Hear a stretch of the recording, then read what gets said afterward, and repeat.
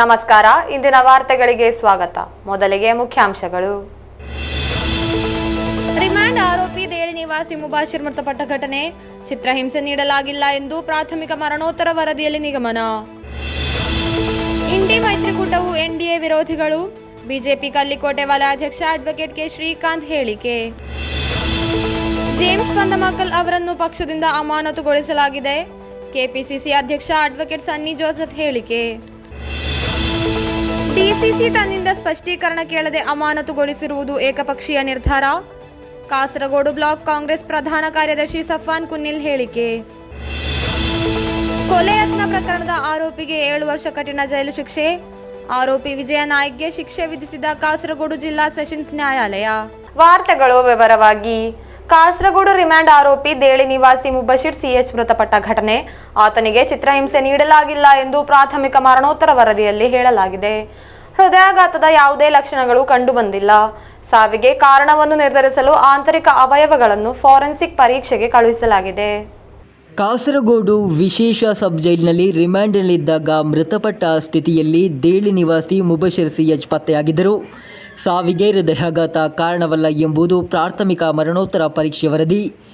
ಯಾವುದೇ ರೀತಿಯ ಚಿತ್ರಹಿಂಸೆ ನೀಡಲಾಗಿಲ್ಲ ಎಂದು ವರದಿಯಲ್ಲಿ ತಿಳಿಸಲಾಗಿದೆ. ದೇಹದ ಆಂತರಿಕ ಅವಯವಗಳನ್ನು ಹೆಚ್ಚಿನ ಪರೀಕ್ಷೆಗಾಗಿ ಫಾರೆನ್ಸಿಕ್ಗೆ ಕಳುಹಿಸಲಾಗಿದೆ.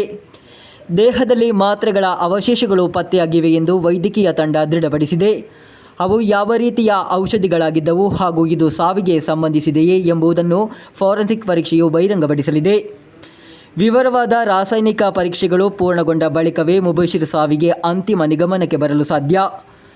ಬುಧವಾರ ಬೆಳಗ್ಗೆ 5:30ಕ್ಕೆ ಜೈಲಿನಲ್ಲಿ ಪ್ರಜ್ಞಾಹೀನ ಸ್ಥಿತಿಯಲ್ಲಿ ಮುಬಶಿರ್ ಪತ್ತೆಯಾಗಿದ್ದು, ಅವರನ್ನು ಕಾಸರಗೋಡು ಜನರಲ್ ಆಸ್ಪತ್ರೆಗೆ ಕರೆದೊಯ್ದರೂ ಜೀವ ಉಳಿಸಲು ಸಾಧ್ಯವಾಗಲಿಲ್ಲ.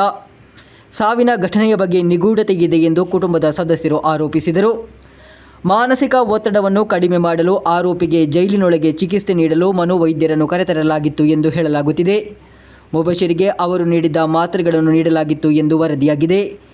ಘಟನೆಯ ಬಗ್ಗೆ ಜೈಲು ಇಲಾಖೆಯು ತನಿಖೆ ಆರಂಭಿಸಿದೆ. News bureau, Kasaragod. ಎಲ್ಡಿಎಫ್ ಹಾಗೂ ಯುಡಿಎಫ್ ಸೇರಿಕೊಂಡಿರುವ ಇಂಡಿಯಾ ಮೈತ್ರಿಕೂಟವು ಎನ್ಡಿಎಯ ವಿರೋಧಿಗಳು ಎಂದು ಬಿಜೆಪಿ ಕಲ್ಲಿಕೋಟೆ ವಲಯಾಧ್ಯಕ್ಷ ಅಡ್ವೊಕೇಟ್ ಕೆ ಶ್ರೀಕಾಂತ್ ಹೇಳಿದರು. ಎನ್ಡಿಎ ತ್ರಿಕರಿಪುರ ಪಂಚಾಯತ್ ಚುನಾವಣಾ ಸಮಾವೇಶವನ್ನು ಉದ್ಘಾಟಿಸಿ ಅವರು ಮಾತನಾಡುತ್ತಿದ್ದರು.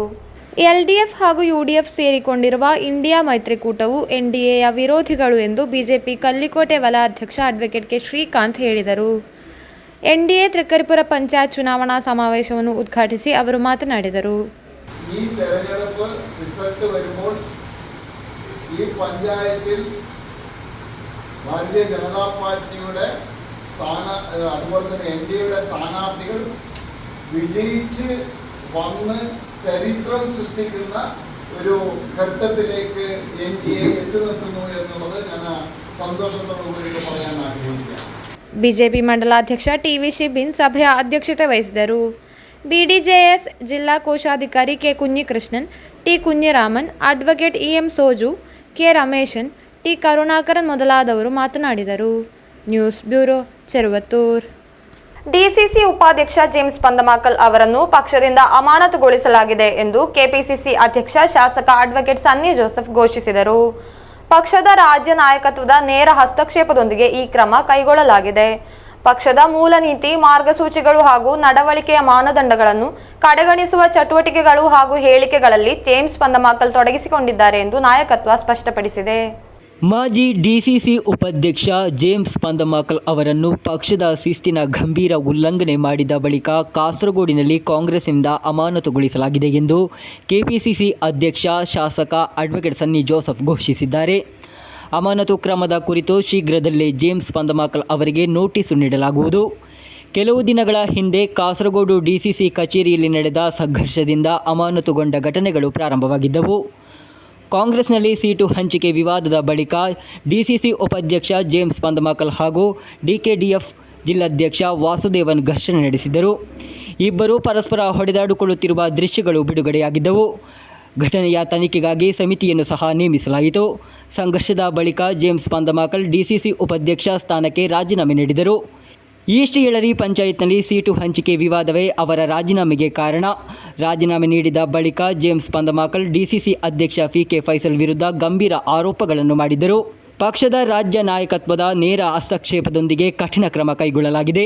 ಪಕ್ಷದ ಮೂಲ ನೀತಿ, ಮಾರ್ಗಸೂಚಿಗಳು ಹಾಗೂ ನೀತಿ ಸಂಹಿತೆಯನ್ನು ನಿರ್ಲಕ್ಷಿಸುವ ಚಟುವಟಿಕೆಗಳು, ಹೇಳಿಕೆಗಳಲ್ಲಿ ತೊಡಗಿಸಿಕೊಂಡಿದ್ದಾರೆ ಎಂಬುದು ಅಮಾನತಿಗೆ ಕಾರಣ ಎಂಬುದು ನಾಯಕತ್ವ ಸ್ಪಷ್ಟಪಡಿಸಿದೆ.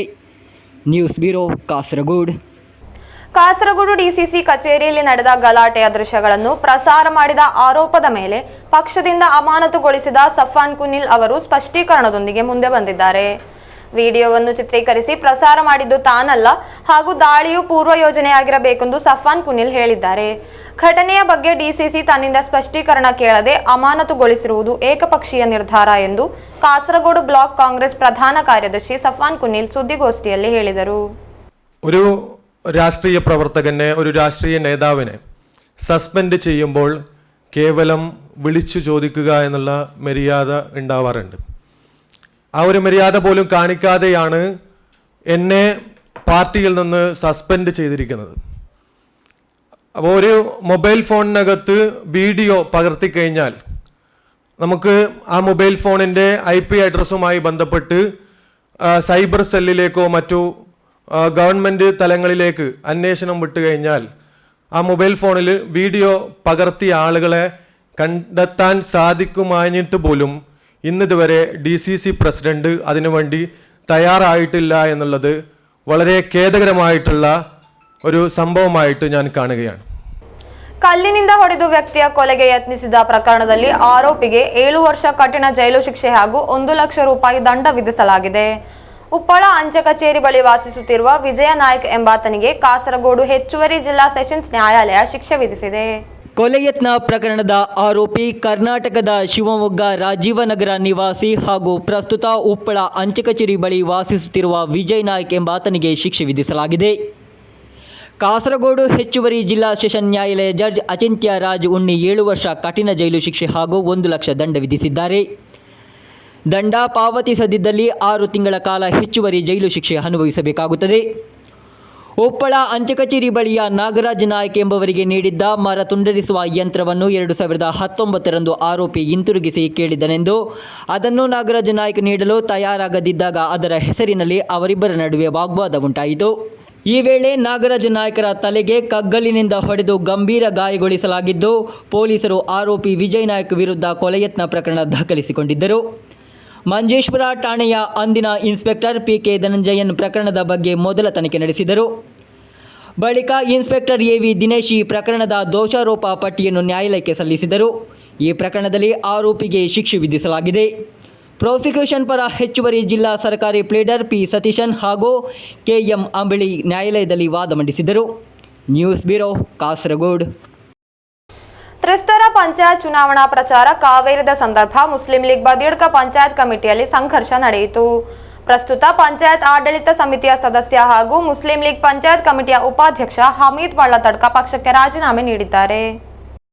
ತ್ರಿಸ್ತರ ಪಂಚಾಯತ್ ಚುನಾವಣಾ ಪ್ರಚಾರ ಕಾವೇರಿದ ಸಂದರ್ಭ ಮುಸ್ಲಿಂ ಲೀಗ್ ಬದಿಯಡ್ಕ ಪಂಚಾಯತ್ ಕಮಿಟಿಯಲ್ಲಿ ಬಿರುಕು ಉಂಟಾಗಿದ್ದು, ಇದು ಸಂಘರ್ಷಕ್ಕೆ ಕಾರಣವಾಗಿದೆ. ಪ್ರಸ್ತುತ ಪಂಚಾಯತ್ ಆಡಳಿತ ಸಮಿತಿಯ ಸದಸ್ಯ ಹಾಗೂ ಮುಸ್ಲಿಂ ಲೀಗ್ ಪಂಚಾಯತ್ ಕಮಿಟಿಯ ಉಪಾಧ್ಯಕ್ಷ ಹಮೀದ್ ಬಳ್ಳತಡ್ಕ ಪಕ್ಷಕ್ಕೆ ರಾಜೀನಾಮೆ ನೀಡಿದ್ದಾರೆ. ಪಂಚಾಯತ್ ಸಮಿತಿ ಅಧ್ಯಕ್ಷರಿಗೆ ತಮ್ಮ ರಾಜೀನಾಮೆ ಪತ್ರವನ್ನು ಕಳುಹಿಸಿರುವುದಾಗಿ ಹಮೀದ್ ಬಳ್ಳತಡ್ಕ ತಿಳಿಸಿದರು. ಪಂಚಾಯತ್ ಸಮಿತಿಯ ಸರ್ವಾಧಿಕಾರದಿಂದಾಗಿ ಹಾಗೂ ಮಂಡಲ ಅಧ್ಯಕ್ಷ ಸ್ಥಾನದ ವಿರುದ್ಧ ಪ್ರತಿಭಟನೆಯಾಗಿ ತಾವು ರಾಜೀನಾಮೆ ನೀಡುತ್ತಿರುವುದಾಗಿ ಹಮೀದ್ ತಮ್ಮ ರಾಜೀನಾಮೆ ಪತ್ರದಲ್ಲಿ ತಿಳಿಸಿದ್ದಾರೆ. ನಾಯಕರು ತಮ್ಮ ಸ್ವಂತ ಲಾಭಕ್ಕಾಗಿ ಪಕ್ಷವನ್ನು ದುರುಪಯೋಗಪಡಿಸಿಕೊಳ್ಳುತ್ತಿದ್ದಾರೆ ಎಂದು ಪತ್ರದಲ್ಲಿ ತಿಳಿಸಲಾಗಿದೆ. ಲೀಗ್ ಅಭ್ಯರ್ಥಿ 2 ಬಾರಿ ಗೆದ್ದ ಹಳೆಯ 7ನೇ ವಾರ್ಡನ್ನು ಯಾರನ್ನೂ ಕೇಳದೆ ಕಾಂಗ್ರೆಸ್ಗೆ ನೀಡಲಾಗಿದೆ. പഞ്ചായത്ത് പദാധികാരികളെ സഭയൊന്നും കരയലാകില്ല ಎಂದು ഹമീദ് പള്ളത്തടുക്ക ആരോപിച്ചിದ್ದಾರೆ. അതായത് പലവട്ടം സ്റ്റിയറിംഗ് കമ്മിറ്റി കൂടി കാര്യങ്ങൾ ചെയ്ത് ഒരു പാർട്ടിയോട് ആലോചിക്കാതെ, ഒരു പാർട്ടീൻ്റെ ഭാരവാഹികളുടെ യോഗത്തിലെല്ലാം ആലോചിക്കാതെ സ്വന്തം ഇഷ്ടപ്രകാരം 3 പേരെ നിർത്തിക്കൊണ്ടാണ് ആ ചാളക്കോട് വാർഡ് കോൺഗ്രസിന് വിട്ടുകൊടുത്തത്. കോൺഗ്രസിനോട് അങ്ങ് വ്യക്തിപരമായ കാര്യങ്ങൾ അവർ ചോദിച്ച് വാങ്ങിയതല്ല, മായിൻകേരുടെ ഒരാൾ അടിച്ചേൽപ്പിച്ചതാണ്. അവരാവശ്യപ്പെട്ടത് ചീത്താങ്കോളിയും ചെടേക്കാലുമാണ്. അത് രണ്ടും തരൂല, നിങ്ങൾ അവിടെ നിൽക്ക്. അതായത് മണ്ഡലം പ്രസിഡന്റ് ശ്യാമനും മായിൻ കേളോട്ടും എന്നെ ഒതുക്കാൻ വേണ്ടി ഒത്തു കളിച്ചതാണത്. എൻ്റെ കൈ ശുദ്ധം, ഞാൻ ഇന്ന് വരെ ഒന്നും ഉണ്ടാക്കിയില്ല. ഞാൻ പാർട്ടിക്കും വേണ്ടി ജീവിച്ച്. എന്നെ പാർട്ടി പുറത്താക്കിയിട്ടില്ല. ഞാൻ സ്വയം രാജിവെച്ച ഒരേ ആളെ തൊട്ട്. ബദിയടുക്ക പഞ്ചായത്ത് പണക്കാരുടെ പാർട്ടിയാണ് ലീഗ്. പണക്കാർക്കാണ് അവർക്ക് സ്ഥാനം. പണമുണ്ടവന് സ്ഥാനം വലിച്ചു കൊടുക്കും. മിനിഞ്ഞാന്ന് പാർട്ടി മാറി വന്നവർക്ക് വരെ സെക്രട്ടറി സ്ഥാനവും മെമ്പർ സ്ഥാനവും കൊടുത്തു, മത്സരിക്കാനുള്ള സ്ഥാനാർത്ഥിത്വം കൊടുത്തു. കഴിഞ്ഞ വർഷം വരെ ലീഗിനെതിരായി മത്സരിച്ച അമീത് കടിഞ്ഞെന്ന ഭാര്യയും ഭർത്താവും പാർട്ടിയിലേക്ക് വന്നപ്പോൾ അടുത്ത പാർട്ടിൻ്റെ ഭാരവാഹിയായ ജോയിൻറ്റ് സെക്രട്ടറി സ്ഥാനം കൊടുത്ത്. രണ്ടാമത് ഇപ്രാവശ്യം സ്ഥാനാർത്ഥിത്വം മത്സരിക്കാനുള്ള അവസരം കൊടുത്ത്. 50 വർഷം പാർട്ടിക്ക് വേണ്ടി പാർട്ടിൻ്റെ കൂടെ നിന്ന് എന്നെ ഒതുക്കാൻ വേണ്ടി മായനെന്ന വ്യക്തിയാണ് ചെയ്തത്. ഞാൻ മരിക്കുന്നത് വരെ ലീഗിലായി തന്നെ നിൽക്കും.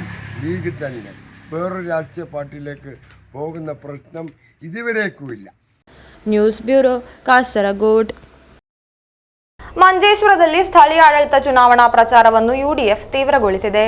ಮಂಜೇಶ್ವರ ಗ್ರಾಮ ಪಂಚಾಯತಿನ 2ನೇ ವಾರ್ಡ್ನಲ್ಲಿರುವ ಯುಡಿಎಫ್ ಚುನಾವಣಾ ಕಮಿಟಿ ಕಚೇರಿಯನ್ನು ಉದ್ಘಾಟಿಸಲಾಯಿತು. ಮಂಜೇಶ್ವರ ಸ್ಥಳೀಯಾಡಳಿತ ಚುನಾವಣೆಯ ಪ್ರಚಾರ ಭರದಿಂದ ಸಾಗುವ ಸಂದರ್ಭದಲ್ಲಿ ವಡಗರ ಸಂಸದ ಶಾಫಿ ಪರಂಬಿಲ್ ಅವರು ಮಂಜೇಶ್ವರ ಗ್ರಾಮ ಪಂಚಾಯತ್ನ 2ನೇ ವಾರ್ಡ್ನಲ್ಲಿ ಯುಡಿಎಫ್ ಚುನಾವಣಾ ಕಮಿಟಿ ಕಚೇರಿಯನ್ನು ಉದ್ಘಾಟಿಸಿದರು. ರೋಮಾಂಚಕಾರಿ ವಾತಾವರಣದಲ್ಲಿ ನಡೆದ ಈ ಸಮಾರಂಭದಲ್ಲಿ ಪಕ್ಷದ ಕಾರ್ಯಕರ್ತರು ಹಾಗೂ ಬೆಂಬಲಿಗರು ಹೆಚ್ಚಿನ ಸಂಖ್ಯೆಯಲ್ಲಿ ಹಾಜರಿದ್ದರು.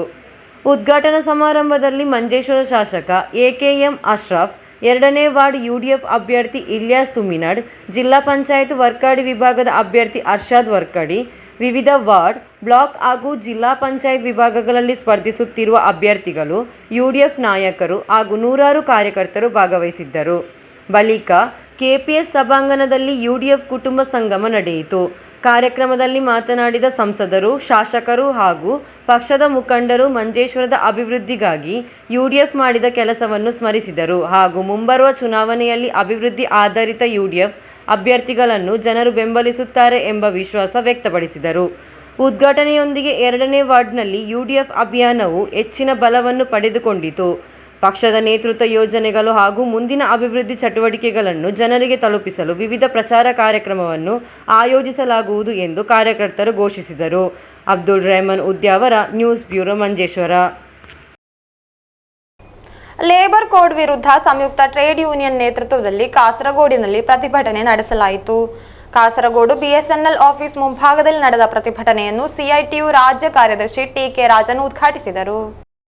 ಲೇಬರ್ ಕೋಡ್ ವಿರುದ್ಧ ಸಂಯುಕ್ತ ಟ್ರೇಡ್ ಯೂನಿಯನ್ ನೇತೃತ್ವದಲ್ಲಿ ಕಾಸರಗೋಡಿನಲ್ಲಿ ಪ್ರತಿಭಟನೆ ನಡೆಸಲಾಯಿತು. ಕಾಸರಗೋಡು ಬಿಎಸ್ಎನ್ಎಲ್ ಆಫೀಸ್ ಮುಂಭಾಗದಲ್ಲಾಗಿದೆ ಪ್ರತಿಭಟನೆ ನಡೆದಿರುವುದು. ಕೇರಳ ಪತ್ರಕರ್ತರ ಯೂನಿಯನ್ ಹಾಗೂ ಕೇರಳ ನ್ಯೂಸ್ ಪೇಪರ್ ಎಂಪ್ಲಾಯೀಸ್ ಫೆಡರೇಷನ್ನ ಜಿಲ್ಲೆಯ ಸದಸ್ಯರು പ്രതിഭಟನೆಯಲ್ಲಿ ಭಾಗವಹಿಸಿದರು. ಸಿಐಟಿಯು ರಾಜ್ಯ ಕಾರ್ಯದರ್ಶಿ ಟಿ.ಕೆ. ರಾಜನ್ ಉದ್ಘಾಟಿಸಿದರು. നിശ്ചിത കാലത്തേക്ക് ജോലി, നിശ്ചിത കാലത്തേക്ക് കൂലി. കൂലിയെ സംബന്ധിച്ച പ്രഖ്യാപനം വന്നു. മിനിമം കൂലി അഖിലേന്ത്യാ അടിസ്ഥാനത്തിൽ ലോ ഫ്ലോർ വേജ് 242, കേരളത്തിലെ 898 രൂപ കൊടുക്കേണ്ടതില്ല. രാജ്യത്തെ പണിയെടുക്കുന്ന തൊഴിലാളി പ്രോവിഡന്റ് ഫണ്ട് സ്ഥിരപ്പെട്ടാലേ പ്രോവിഡന്റ് ഫണ്ട് വേണ്ടു. പ്രോവിഡന്റ് ഫണ്ട് വാങ്ങുന്ന ESI ആനുകൂല്യം വാങ്ങുന്ന തൊഴിലാളികൾ ലക്ഷക്കണക്കിന് തൊഴിലാളികൾ രാജ്യത്തിലെ കോടിക്കണക്കിന്. ആ തൊഴിലാളിക്കെല്ലാം ഇനി കൊടുക്കേണ്ടതില്ലല്ലോ. സ്ഥിരപ്പെട്ടാലേ ഈ പറഞ്ഞ ആനുകൂല്യം കൊടുക്കേണ്ടതുള്ളൂ. പ്രോവിഡന്റ് ഫണ്ട് വേണ്ട, ലീവ് വിത്ത് വേസ് വേണ്ട, ക്യാഷ് ലീവ് വേണ്ട, അതുമായി ബന്ധപ്പെട്ട് മെഡിക്കൽ ആനുകൂല്യം വേണ്ട. നമ്മുടെ സ്ത്രീ തൊഴിലാളികൾക്ക് 5 മാസത്തെ പ്രസവ ആനുകൂല്യം ഇനി കൊടുക്കേണ്ടതില്ല. പിരിഞ്ഞു പോകുമ്പോൾ ഗ്രാറ്റുവിറ്റി കൊടുക്കേണ്ടതില്ല. അതുപോലെ തന്നെ 60 വയസ്സ് കഴിഞ്ഞാൽ പെൻഷൻ കൊടുക്കേണ്ടതില്ല. കൂലി അടിമകളാക്കി മാറ്റാൻ ഇതാണ് പ്രശ്നം. നമ്മളെ പഴയ കാലത്തെ കൂലി അടിമകളെ പോലെ പണിയെടുപ്പിക്കാൻ ആവശ്യമായ സംവിധാനം പറയുന്നത് വികസനമാണ്. ಎಐಟಿಯುಸಿ ಜಿಲ್ಲಾ ಕಾರ್ಯದರ್ಶಿ ಟಿ. ಕೃಷ್ಣನ್ ಅಧ್ಯಕ್ಷತೆ ವಹಿಸಿದರು. ಸಿಐಟಿಯು ಜಿಲ್ಲಾಧ್ಯಕ್ಷ ಮಣಿಮೋಹನ್ ಸ್ವಾಗತಿಸಿದರು. K. Girikrishnan, P B. Thamban, K. Bhanuprakash, Shiju Kannan ಮುಂತಾದವರು ಉಪಸ್ಥಿತರಿದ್ದರು. News bureau, Kasaragod. ಮುಳಿಯಾರು ಶ್ರೀ ಸುಬ್ರಹ್ಮಣ್ಯ ಸ್ವಾಮಿ ದೇಗುಲದಲ್ಲಿ ಷಷ್ಠಿ ಮಹೋತ್ಸವ ವಿಜೃಂಭಣೆಯಿಂದ ನಡೆಯಿತು. ನವೆಂಬರ್ 26 ಬುಧವಾರದಂದು ಬೆಳಗ್ಗೆ ಅಭಿಷೇಕ, ಗಣಪತಿ ಹೋಮ, ನವಕಾಭಿಷೇಕ, ತುಲಾಭಾರ ಸೇವೆ ಹಾಗೂ ಮಧ್ಯಾಹ್ನ ಮಹಾಪೂಜೆ, ಅನ್ನ ಸಂತರ್ಪಣೆ ನಡೆಯಿತು. ಸಂಜೆ 6ಕ್ಕೆ ಚೆಂಡೆಮೇಳ ಬಳಿಕ ಮೂಡುಮನೆ ಬಳ್ಳುಳ್ಳಾಯ ತರವಾಡಿನಿಂದ ಶ್ರೀ ವಿಷ್ಣುಮೂರ್ತಿ ದೈವದ ಭಂಡಾರ ಆಗಮನ, ರಾತ್ರಿ 7ಕ್ಕೆ ಮಹಾಪೂಜೆ, ಶ್ರೀ ಭೂತಬಲಿ ಕಟ್ಟೆ ಪೂಜೆ, ನೃತ್ಯ, ಕೋಟೂರು ಕಟ್ಟೆ ಸವಾರಿ ನಡೆಯಿತು.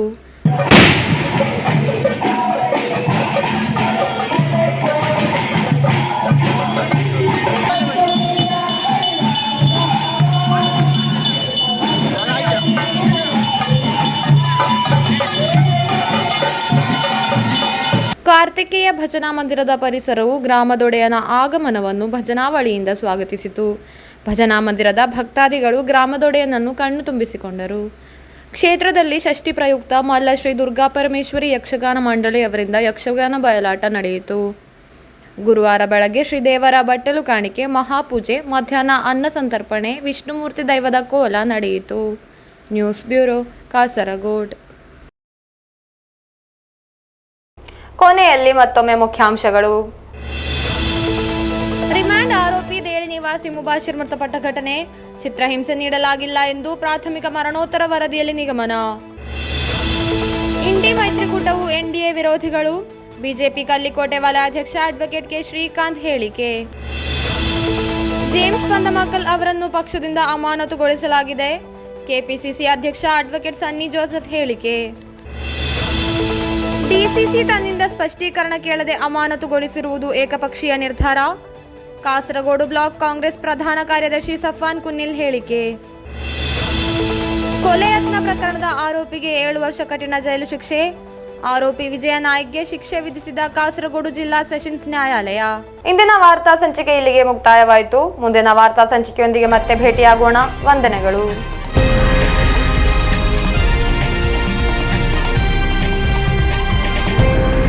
KCN News brought to you by പരിശുദ്ധിയുടെ പൊൻതിളക്കം city gold and diamonds Kerala Karnataka.